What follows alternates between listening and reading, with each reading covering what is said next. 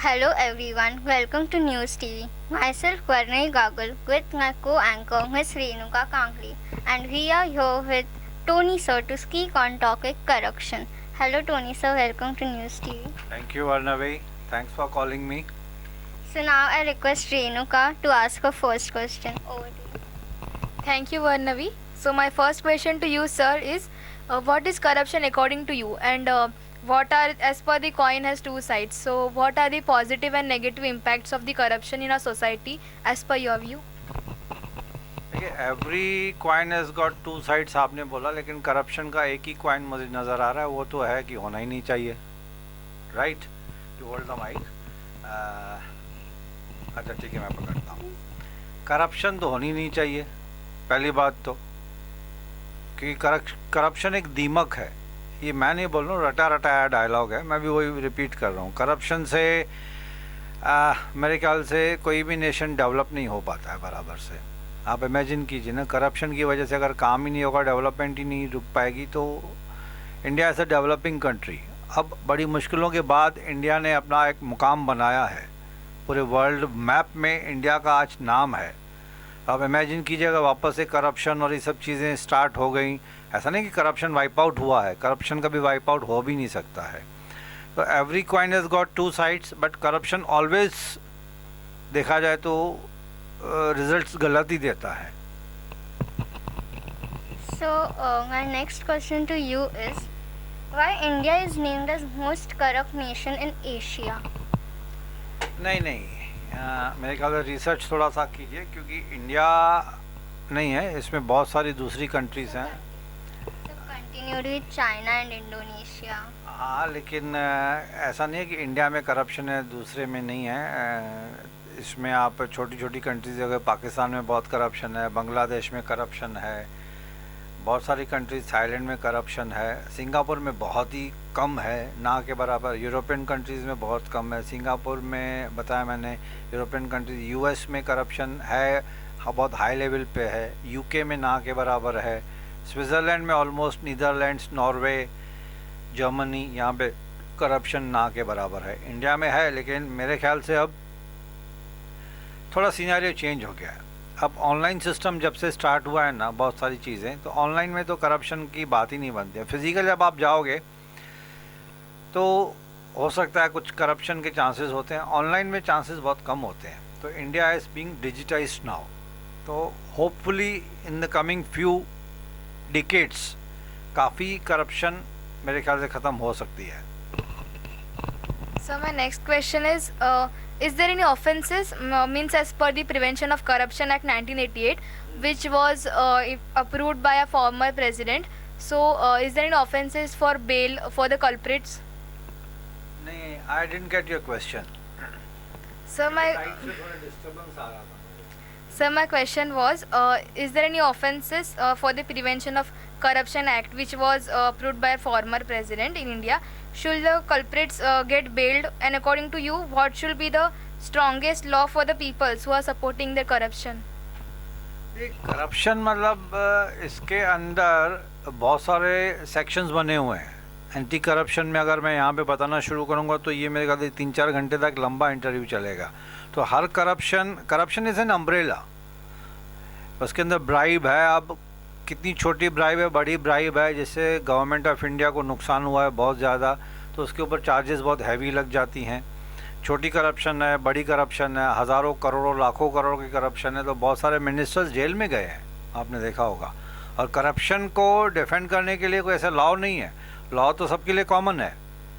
आप कौन सी आईपीसी की धारा आपके ऊपर लगती है, आपके मतलब जिसके ऊपर एलिगेशन लगी हुई है करप्शन के लिए, तो उसको प्रूव किया जाए. कि अभी जैसे 2G स्कैम हुआ, दैन इसके बाद उसमें कुछ मिनिस्टर्स अंदर जेल में, फॉर्डर स्कैम में बड़े बड़े नेता अंदर चले गए थे.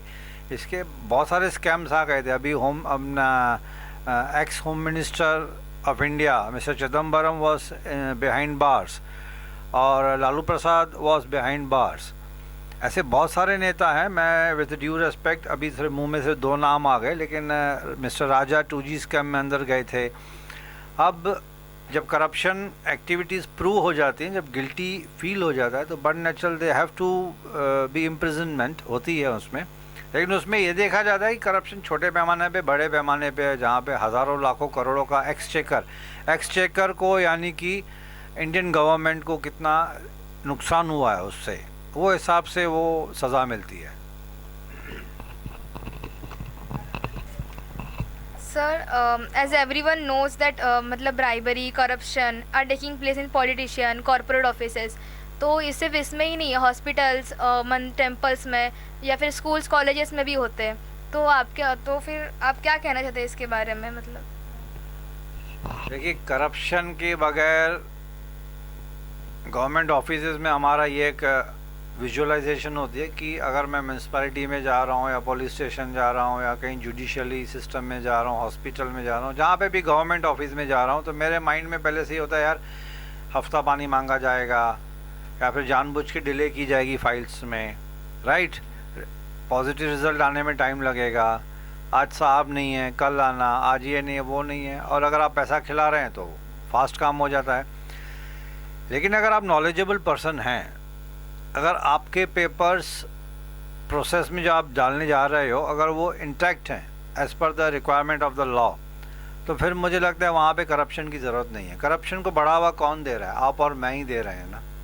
फॉर एक छोटा सा एग्जांपल दे रहा हूँ, सामने रेड सिग्नल है और मैं कार ड्राइव करके निकल गया कि चलो हवलदार भी नहीं है लेकिन रेड सिग्नल है, लेकिन लेफ़्ट में अगर हवलदार खड़ा हुआ है अचानक से खट करके सामने आ जाएगा, तो फॉल्ट किसका है? मेरा ही है ना। या तो मैं 700 या 1000 वॉटएवर जो प्रिस्क्राइब्ड फ़ाइन है वो पे करूं, या तो सब लोग बोलते यार 100-200 हवलदार को दे के निकल जाओ। लेकिन फॉल्ट किसका है? मेरा ही है ना। अगर मैं मोटर इंश्योरेंस पॉलिसी नहीं ख़रीद रहा हूँ, अगर मैं सीट बेल्ट नहीं पहन रहा हूँ या ट्रैफिक रूल्स जो कुछ भी है मैं नहीं मान रहा हूँ, तो फॉल्ट तो मेरा है ना। फिर पकड़ा जाता हूँ तो फ़ाइन पे करूँ, फ़ाइन फिर सम फाइन्स गोज़ इनटू थाउजेंड्स।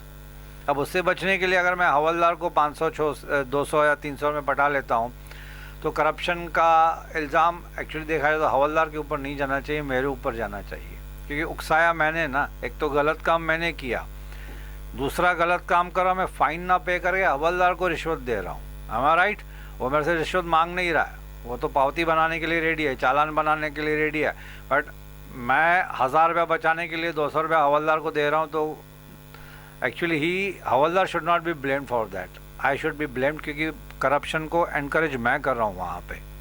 अगर किसी भी ऑफिस में अगर मुझे रूल्स पता है, मेरे डॉक्यूमेंट्स परफेक्ट हैं, तो मैं रिश्वत देने की ज़रूरत ही नहीं है। हमारा राइट, सामने गवर्नमेंट ऑफिस में डिले करेगा तो आप उसको लिखा पढ़ी करो, डॉक्यूमेंटेशन में रिमाइंडर के ऊपर रिमाइंडर दे दो। हर गवर्नमेंट ऑफिस में एंटी करप्शन का बोर्ड लगा रहता है, एक बोर्ड लगा रहता है। आप किसी भी गवर्नमेंट ऑफिस में जाओ तो, कि अगर आपसे हिंदी में भी रहता है, मराठी में भी रहता है, इंग्लिश में भी रहता है। दोनों की भी जिम्मेदारी होती है ना कि करप्शन नहीं करना चाहिए। मतलब आपने अगर बोला कि मैं मतलब आप रिसीट लेने के लिए तैयार है, मतलब पावती फाड़ने के लिए, तो फिर वो भी ऐसा करना नहीं चाहिए ना, उसको भी। नहीं, अगर आप देखिए यहाँ पे अगर बात डिबेट की हो रही है, तो अगर वो फॉर एग्जाम्पल 1000 रुपीज़ फाइन है for any offence which I committed with regard to traffic rules, अगर मैं 1000 रुपीज़ पे कर रहा हूँ ऑफिशियल, तो ऑफिशियल वो मेरे को रिसिप्ट बनाने के लिए रेडी है, तो उसमें तो करप्शन हुआ ही नहीं ना। बराबर है ना। हवलदार कभी नहीं बोलेगा आपको कि सर पावती नहीं बना रहा हूँ, मेरे को 200 रुपये दे दो। ये हम ही उसको इनकरेज कर रहे हैं। क्यों? क्योंकि मेरे 800 रुपये बच रहे हैं ना वहाँ पे। अब मुझे for example driving licence renew कराना है, तो अगर मेरे में पेशेंस नहीं है तो बीच में एजेंट्स बैठे हुए हैं, राइट। अब उनका बेचारों का धंधा रोजी रोटी है, वो बोलेंगे सर अगर फास्ट चाहिए, डॉक्यूमेंटेशन नहीं चाहिए, लाइन में नहीं खड़ा होना है, तो 1000 रुपये ऑफिशियल फ़ी है, 2000 मेरी फ़ीस है। फिर आपको बोलेंगे अंदर भी खिलाना पड़ेगा। आप बोलोगे नहीं भाई मैं लाइन में खड़ी रहूँगी, मैं मेरे डॉक्यूमेंट्स बराबर है, ऑनलाइन भी तो रिन्यूअल हो सकता है ना आज। I will follow the process whether it takes 1 day or 2 day, but I will not give you bribe, right. आपके डॉक्यूमेंट्स परफेक्ट हैं तो विंडो पे जो भी प्रोसेस होगा, मुझे नहीं लगता वहाँ पे मैंने अपना ड्राइविंग लाइसेंस बिना ब्राइब के करवाया है। आई फॉलोड द रूल्स, हो गया। सर जैसे हर्षद मेहता का स्कैम हुआ 1992 में, और अभी कुछ साल पहले विजय माल्या का स्कैम हुआ था, 2016-17 में। तो वो तो भाग गया इंडिया से, कर उसको फॉरेन यूके में पकड़ा गया था, तो वहाँ से भी उसको बेल मिल गई। अभी वो लाइक ऐश कर रहा है, तो उसके बारे में आपका क्या कहना है? विजय माल्या ऐश कर रहा है, ये पकड़ो इसको आप एंकर हो, it should be in your hand. Heavy है? नहीं ना। विजय माल्या ऐश कर रहा है, ये हम यहाँ बैठ के बोल सकते हैं, राइट? अब अंदर में उसको कितना टेंशन है, नोबडी नोज। बट यूके और इंडिया के बीच में एक्स्ट्राडिशन ट्रीटी होती है कि यहाँ के क्रिमिनल 9,000 करोड़, तो जिन्होंने उसको लोन दिया था वो चेयरमैन, वो bank managers, managing director, the loan sanctioning authority, सबके ऊपर केस चालू है। गवर्नमेंट ऑफ इंडिया किसी को छोड़ेगी नहीं। तो एक बार जब केस लाइमलाइट में आ गया ना, तो किसी को बचाना बहुत मुश्किल हो जाता है, क्योंकि सबकी नज़रें उसके ऊपर हो जाती हैं। और ये विजय माल्या का केस तो बहुत बड़ा लाइमलाइट में आ गया है, तो इसको ना वो बचेगा, ना ही उससे रिलेटेड जो कोई पॉलिटिशियंस हैं या फिर जो गवर्नमेंट ऑफिसर्स हैं या बैंक मैनेजर्स हैं या द लोन सैंक्शनिंग अथॉरिटी हैं। काफ़ी लोगों को सज़ा मिल चुकी है और भी मिलेगी जब ये प्रूव होगा। तो सी, इंडियन जुडिशरी सिस्टम जो है ना, वो काफ़ी टाइम लगाती है, बट उसमें एक बात अच्छी भी होती है कि innocent should not be penalised. तो उसमें वो लंबा चौड़ा प्रोसेस होता है, राइट? और ये अभी आपने बोला 9,000 करोड़ का मामला है, तो आप इमेजिन कीजिए जब इसको लोन सैंक्शन किया गया था, तो इतने बड़े लोन को सैंक्शन करने के लिए मॉर्गेज करना पड़ता है कुछ। फॉर एग्जांपल, अगर आज मैं हाउसिंग लोन ले रहा हूँ कोई भी बैंक से, तो जिस फ्लैट पे, जिस दुकान पे मैं लोन ले रहा हूँ, property loan, that property will be mortgaged by the bank which is providing me loan. तो मैंने मॉर्गेज कर लिया, मेरे ओरिजिनल पेपर्स उनके पास रह गए, तो मैं तो सेल ही नहीं कर पाऊँगा।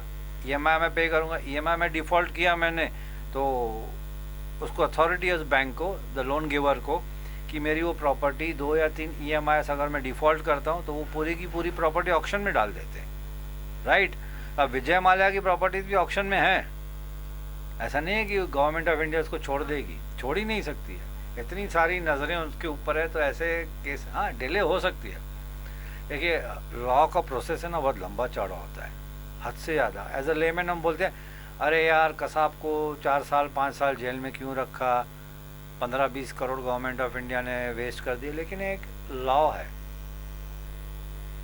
अगर उसको प्रॉपर प्रोसीजर थ्रू नहीं फॉलो करेंगे ना, तो हमारे ऊपर, इंडिया के ऊपर भी इंटरनेशनल कोर्ट है, राइट? इंडिया में सबसे बड़ी कोर्ट कौन सी है? Supreme court. लेकिन उसके ऊपर क्या? International court. इंटरनेशनल कोर्ट में जो इंडिया के जजेस और हर कंट्री के जजेस अपॉइंट किए जाते हैं। अगर कसाब को ड्यू प्रोसेस नहीं मिलता लॉ का, तो इंटरनेशनल कोर्ट जो है ना, वो पाकिस्तान उनके ऊपर कंप्लेंट कर सकती थी कि कसाब को पूरा प्रोसीजर फॉलो ही नहीं किया, इंडियन गवर्नमेंट उसको जल्दबाजी में सज़ा दे दी। तो विजय माल्या है या कोई भी है, प्रोसेस बहुत लंबा है, हद से ज़्यादा, तारीख के ऊपर तारीख, पुराना डायलॉग है, बराबर है ना? आपको पता है कि कितने lakhs and lakhs, crores and crores cases जो है इंडियन जुडिशरी सिस्टम में पेंडिंग है अभी भी, क्योंकि जजेस बहुत कम है, कोर्ट्स बहुत कम है। अब गवर्नमेंट ऑफ इंडिया इसके ऊपर सोच रही है कि इनको इलेक्ट्रॉनिक मोड ऑफ कर दें ताकि फास्ट हो जाए। इतने सारे केसेस जो पेंडिंग है ना, वो थोड़ा फास्ट कैसे हो, तो उसके लिए 2 सिस्टम है, या तो कोर्ट्स बढ़ाओ, कोर्ट्स बढ़ाएंगे तो जजेस बढ़ाने पड़ेंगे, राइट? वकील तो बहुत सारे हैं, जजेस कम है हमारे इंडिया में, प्लस इंफ्रास्ट्रक्चर कोर्ट्स में कम है। तो अभी उनको डिजिटाइज किया जा रहा है ताकि प्रोसेस थोड़ी फास्ट हो जाए, इलेक्ट्रॉनिक मीडियम कर रहे हैं उसको भी अभी। Sir, my next question is, corruption के खिलाफ कॉमन सिटीजन क्या कर सकता है? I was waiting for this question. I was dying to answer it. बहुत सारे लोगों को अभी मैं कैमरा में देख के बोल सकता हूँ, आपकी परमिशन है? Yes sir. बहुत सारे लोगों को नहीं पता है। I being a government officer, मैंने कई साल गवर्नमेंट ऑफिस में काम किया है, तो मैं आप लोगों को थोड़ा नॉलेज अपना शेयर करना चाहता हूँ कि आप किसी भी गवर्नमेंट ऑफिस में जाओगे ना, तो वहाँ पे अगर कोई आपसे रिश्वत मांगता है, ध्यान से सुनिएगा मेरी बात, अगर कोई आदमी आपसे, आदमी यानी कि गवर्नमेंट एम्प्लॉई, किसी भी चीज़ के लिए आपसे अगर रिश्वत मांगता है, तो उस ऑफिस में ये मैंडेटरी कंपलसरी रूल है कि वहाँ पे बोर्ड लगाना है कि अगर कोई भी एम्प्लॉय आपसे रिश्वत मांगे, ब्राइब मांगे यानी कि, तो आप इस नंबर पे कांटेक्ट करके उसकी कंप्लेंट कर सकते हैं। अगर वो बोर्ड किसी भी गवर्नमेंट ऑफिस में नहीं लगा है तो आप वहाँ पे जाके किसी भी मैनेजर से बात कर सकते हैं कि सर आपने ये बोर्ड क्यों नहीं लगाया है, ये आपको बोर्ड लगाना है। तो वो डर जाएगा। इमीडिएटली एक हफ्ते में आप जब जाओगे ना, देखोगे वहाँ पे बोर्ड लग जाएगा। ये मेरा रूल नहीं है, गवर्नमेंट ऑफ इंडिया का विजिलेंस डिपार्टमेंट, विजिलेंस कमीशन का ये रूल है कि हर ऑफिस में है। लेकिन हम क्या करते हैं कि काम निपटाने के चक्कर में कि छोड़ यार 4 बार कौन जाएगा बैंक में, 4 बार गवर्नमेंट ऑफिस में कौन जाएगा, हम काम पटाने के चक्कर में रहते हैं। इसके लिए हम रिश्वत दे देते हैं। हालांकि रिश्वत मांगते नहीं है, रिश्वत हम खुद ऑफर करते हैं। जो कोई मांगता है तो उसकी कंप्लेंट कर दो, उसके ऊपर डिपार्टमेंटल इंक्वायरी होगी, उसकी नौकरी भी जा सकती है, उसको जेल भी हो सकती है। अगर प्रूव हुआ तो आपने कंप्लेंट कर दी, इमीडिएटली उसको नौकरी से निकाला जाएगा, ऐसे नहीं होता है। गवर्नमेंट का एक प्रोसीजर होता है, उसके ऊपर डिपार्टमेंटल इंक्वायरी होती है, विजिलेंस इंक्वायरी होती है। प्रूव हुआ तो सस्पेंड करेंगे, उसके बाद उसकी इंक्रीमेंट डाउन करेंगे, उसको प्रमोशन नहीं देंगे। अगर बहुत ज़्यादा सीरियस एलिगेशंस है तो ही और शी में लूज द जॉब ऑल्सो। तो हर गवर्नमेंट ऑफिस में ऐसे बोर्ड लिखा रहता है, बैंक में, गवर्नमेंट ऑफिस में, स्टेट गवर्नमेंट, म्यूनसिपैलिटी में, कहीं पे भी जाओगे। नहीं लिखा है ना, आप उनको राइटिंग में डाल दो। देखो, complaint and suggestion box her government office में होता ही है। प्रॉब्लम यह है कि हम लोग को खुद को रूल्स ही नहीं पता है। आपको नहीं पता है ना, आपके एक्सप्रेशन से ही लग रहा नहीं पता है ये, क्योंकि अभी आप ग्रोइंग एज है, अभी आप कॉलेज की उम्र में मौज मस्ती में टाइम ज़्यादा गुजर जाता है। पढ़ाई के बाद थोड़ा टाइम मिलता है, रूल्स एंड रेगुलेशंस पढ़ोगे ना तो खुद ब खुद नॉलेज आ जाएगा। मैं बार बार रिपीट करूँगा, जिस ऑफिस में बोर्ड नहीं लगा है ना, आप उसमें ये कर सकते हैं।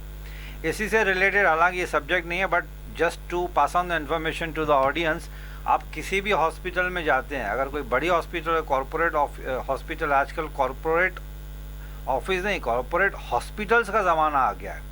अब आप सोचोगे कॉरपोरेट हॉस्पिटल मतलब क्या? फोर्टिस, रिलायंस, MGM, ये चेन ऑफ हॉस्पिटल्स हैं। आप फोर्टिस एग्जांपल दे, हाईली रेप्यूटेड है फोर्टिस, राइट? वाशी में है, मुलुंड में है, कल्याण में है, पवाई में है, हर स्टेट में फोर्टिस हॉस्पिटल है। तो this is chain of hospitals. जैसे कि ताजमहल होटल थी, ताज होटल थी, ओके, हर सिटी में, हर स्टेट में आपको ताज होटल मिलेगी। अब हॉस्पिटल्स में भी कॉर्पोरेटाइजेशन आ गया है। एक मैं पता है कि आपको बात बता रहा हूँ, जैसे ही आप एंट्री करोगे ना, तो हर हॉस्पिटल का रूल है, एक बहुत बड़ा पोस्टर उनको लगाना है जिसमें है rights for patient and patients family. I repeat, rights for patient and patients family. Patient तो चलो बेचारा ICU में है या अंदर भर्ती हो गया, अब उसके जो रिश्तेदार हैं, जो डॉक्यूमेंटेशन करते हैं, डॉक्टर से बात करते हैं, उनके लिए एक लंबी चौड़ी लिस्ट है जिसमें पेशेंट के लिए राइट्स क्या क्या हैं। अब बहुत सारे लोगों को नोटिस बोर्ड पढ़ने की आदत नहीं होती है, पढ़े लिखे लोग भी नोटिस बोर्ड नहीं पढ़ते हैं, लेकिन मेरा नेचर ऐसे है कि मैं लीगलिटीज़ में ज़्यादा ध्यान देता हूँ। सबसे पहले मैं उस बोर्ड को जाके उसकी पिक्चर निकालता हूँ। कोई भी मेरा फैमिली मेम्बर किसी भी हॉस्पिटल में भर्ती होता है ना, मैं वो बोर्ड ढूंढता रहता हूँ, किधर बोर्ड लगाया उन्होंने। एक हॉस्पिटल में वो बोर्ड काफ़ी पिलर के उस तरफ लगाया था, तो मैंने उनके मैनेजिंग डायरेक्टर को रिक्वेस्ट की कि आप ज़रा 2 मिनट नीचे आइए। तो उसने बोला आप कौन? मैं बोला आप नीचे तो आइए ना। तो आया, मैं बोला आपने जो बोर्ड लगाया ना गलत डायरेक्शन में लगा। बोला क्यों? मैं बोला यहाँ से मैं जा रहा हूँ as a common patient family member, तो मेरा ध्यान ऐसे नहीं जाएगा, मैं ऐसे मुड़ के तो नहीं देखूँगा ना। आपकी ड्यूटी है वो बोर्ड को इस तरह लगाना, जैसे ही कोई पेशेंट या उसकी फैमिली मेम्बर जाए ना, उसके ऊपर ध्यान जाना चाहिए। अगर आप छुपा के लगा रहे हो तो आपकी नीयत में खोट है। उसकी मैंने पिक्चर ली और उसको मैंने मेल कर दी। उसको मेल करने के बाद मैंने बोला कि ये पेशेंट के राइट्स हैं, इसको फॉलो कीजिए और मुझे डेली बिल चाहिए। तो इसमें पेशेंट्स के राइट्स हैं बहुत सारे जो हमको पता नहीं है। हम क्या डर के मारे डॉक्टर से बात ही नहीं करते, am I right? तो डर निकालना है। डरना क्यों है? when you are knowledgeable person, when you know the law, when you know the rules, तो करप्शन ऑटोमेटिकली ख़त्म हो जाती है। सर, इंडिया का बिगेस्ट टेम्पल मतलब तिरुपति बालाजी से बोला जाता है, तो वहाँ पे इतने पैसे आते हैं, मतलब इतने इतना मतलब उसका टर्नओवर इतना होता है ना, जितना गवर्नमेंट मतलब इंडिया का इकोनॉमी का जितना नहीं होता। तो फिर इसके बारे में क्या बोलना चाहते हैं आप, वो करप्शन के बारे में? नहीं, अब ये कहाँ प्रूव है कि वहाँ पे तिरुपति में करप्शन है? वो सर तो शिरडी में भी ऐसा। नहीं, वो तो अभी लोग अपनी इच्छा से डोनेशन दे के जाते हैं, कोई ज़बरदस्ती कॉलर पकड़ के तो डोनेशन मांगता नहीं, अपनी इच्छा से लोग, मैंने देखा है यूट्यूब पे वीडियोस, काफ़ी लोग हैं गोल्ड वोल्ड उतार के तिरुपति बालाजी टेम्पल में डाल देते हैं या शिरडी के टेम्पल में डाल देते हैं, वो तो डोनेशन है ना, वो थोड़ी प्रूव हुआ कि करप्शन है उसमें। सर बट बाहर जो गरीब लोग बैठे होते हैं वो भूखे रहते हैं, उनको क्यों नहीं पैसे देते फिर? अब देखिए, वो तो जो डोनेशन जो दे रहा है उसको तो उसकी इच्छा है, आपकी इच्छा है तो आप डोनेशन ना दे के बाहर वाले भूखे भिखारी बैठे उनको खिलाओ। मैं नहीं डोनेशन करता हूँ मंदिरों में, जो आपने बोला ना, मैं उस चीज़ में बिलीव करता हूँ। मैं बोला अंदर तो लाखों करोड़ों है ना उनके पास, ऐसा नहीं है, उनके लाखों करोड़ों से अगर आप ध्यान से देखोगे ना तो वो स्कूल्स, कॉलेजेस, हॉस्पिटल्स खोलते हैं। तिरुपति बालाजी में आप जाओगे ना, जैसे शिरडी के साईं बाबा जिनके बड़े बाल थे ना, सत्य साईं बाबा, तो उनकी फ्री हॉस्पिटल्स हैं जहाँ पे ज़ीरो एक्सपेंसेस हैं, मतलब कोई भी वहाँ पे जाकर ट्रीटमेंट ले सकता है, और ब्यूटीफुल हॉस्पिटल है, पूरी की पूरी सिटी बना के रखते हैं वो लोग। तो हम लोग को ऊपर से लगता है कि यार करोड़ रुपए यहाँ पे जमा हो गए, लेकिन उसमें बहुत सारे अच्छे काम भी करते हैं। ओनली थिंग इज़ कि आपको थोड़ा गूगल सर्च करना पड़ेगा कि उनके नाम पे कॉलेजेस हैं, स्कूल्स हैं, हॉस्पिटल्स हैं, गरीब लड़कियों की शादी करवाई जा रही है, 24 घंटे लंगर चलता है, तो उसके ऊपर खर्चा होता ही है। अब ये आपकी इच्छा है कि आपको वहाँ पे डोनेशन देना है, या बाहर गरीब बैठा हुआ है भिखारी या नीडी पर्सन, भिखारी नहीं सॉरी गंदा वर्ड है, नीडी पर्सन बोलता हूँ मैं, कि नीडी पर्सन को देना है, वो आपकी मर्जी है ना। सर बट वहाँ के पुजारी लोग भी इतने अमीर बन गए हैं, उनका भी मतलब इनकम इतना होता है दर महीना। अब आपको ये पता है कि वो अमीर बन गए हैं, राइट? प्रूव कीजिए कि उसने करप्शन किया या डोनेशन से पैसा खाया है। am I right? अब मैं अमीर हूँ, फॉर एग्जाम्पल, अगर किसी को शक पड़ता है तो मेरे खिलाफ इनकम टैक्स में कंप्लेंट कर सकता है, एक्साइज में कंप्लेंट कर सकता है, पुलिस में एंटी करप्शन में कंप्लेंट कर सकता है। कोई अमीर है तो दैट डजंट मीन कि वो करप्ट है ना? कोई पुजारी अगर अमीर लग रहा है आपको डाउट आ रहा है कि इसकी सोर्स ऑफ इनकम क्या है, तो कंप्लेंट करो, किसने रोका है? am I right? Everybody has right to complaint. मेरे खिलाफ भी बहुत सारे लोग कंप्लेंट कर सकते हैं अगर किसी को शक पड़ा तो। ऐसे ही सिर्फ I will tell you one thing, सुनी सुनाई बातों पे विश्वास नहीं करना चाहिए। सुनो, सोचो, समझो, लॉजिक इस्तेमाल करो। आई रिपीट, सुनो, समझो, सोचो, लॉजिक इस्तेमाल करो, राइट? इसके बाद गूगल सर्च करो। आजकल तो गूगल मामा जिंदाबाद यार, हर चीज़ का नॉलेज आपको गूगल दे देता है।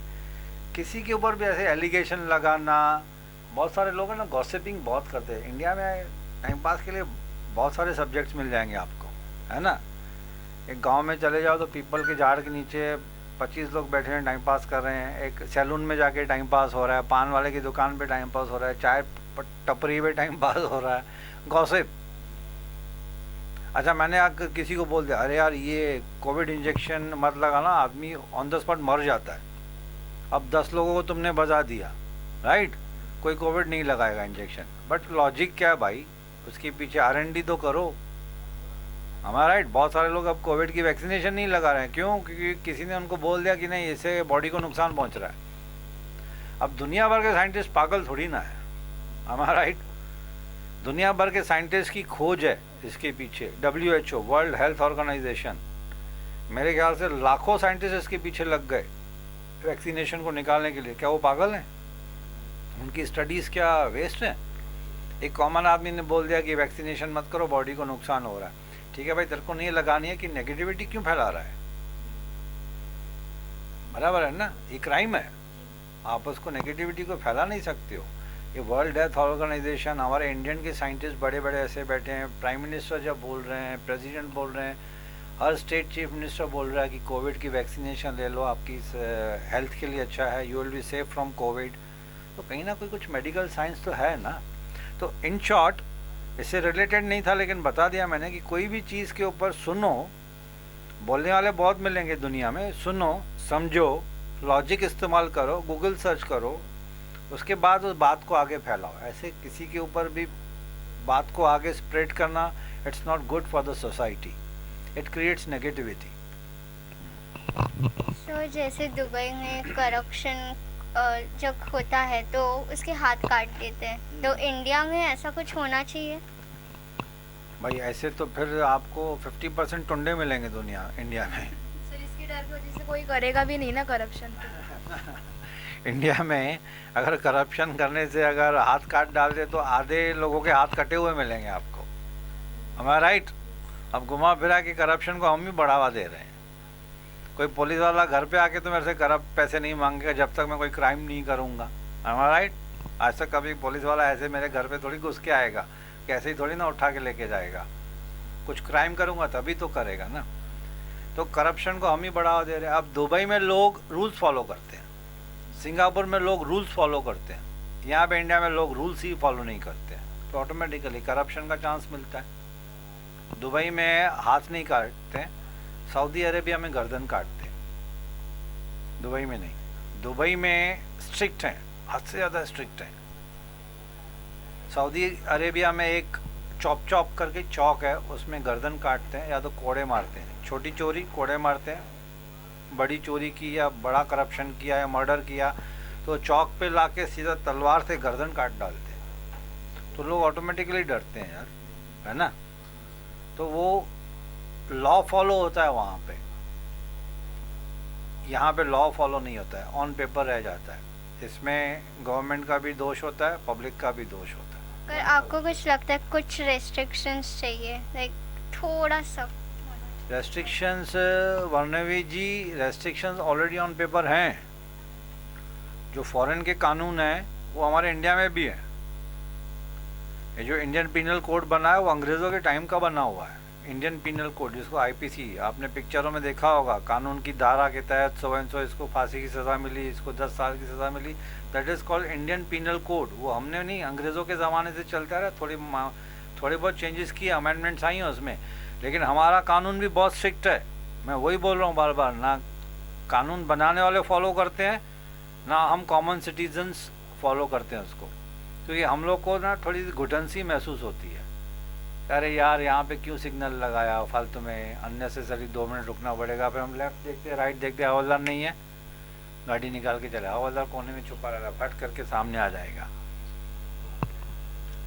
सो मेरा नेक्स्ट क्वेश्चन ये है, was demonetization a good step taken by government to reduce corruption?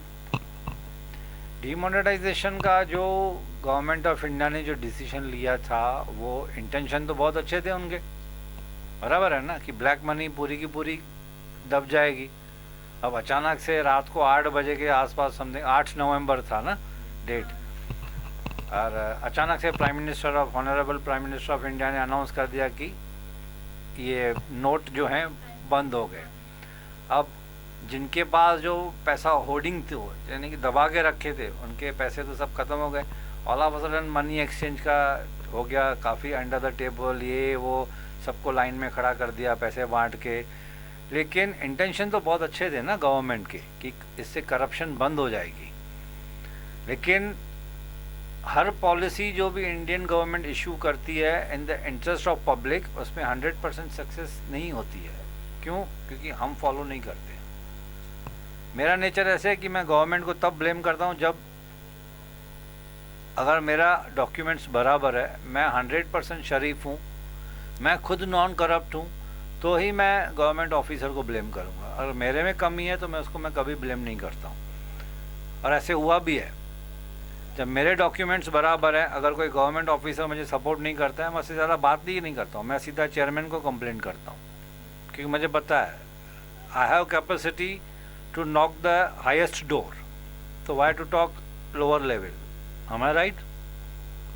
अगर आपके पास नॉलेज है, आपके डॉक्यूमेंट्स बराबर हैं, तो करप्शन वहीं पे ख़त्म हो जाती है। बट डिमोनेटाइजेशन का इंटेंशन बहुत अच्छा था गवर्नमेंट ऑफ इंडिया का.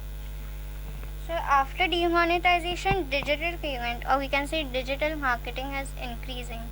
So what's your view? हाँ, इट्स अ ब्यूटीफुल कॉन्सेप्ट. आपको पैसे देने की ज़रूरत नहीं है, छुट्टे लो छुट्टे दो, छुट्टा नहीं है, ये वो सब नाटक सब बंद हो गए.